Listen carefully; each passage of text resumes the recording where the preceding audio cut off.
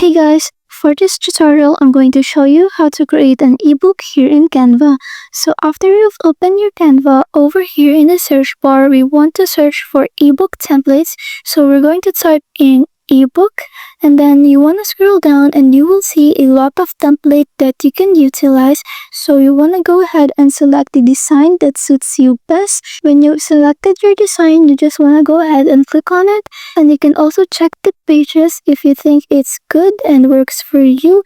And after that, just click on customize this template. And now you can go ahead and customize the template. You want to, of course, change the title, and you can also change the font style over here at the top. You can choose a font that suits the theme of your book, and then you can scroll down and change the contents of the book according to the contents of the book that you want to make. And you can also change the pictures. Just click on the picture, then click on the three dot option, then click on replace background, and you can change the picture according to the background that you want to use. And overall, you can just go ahead and customize the template and turn it into your own book. And after you've done that, just click on share over here at the top right corner.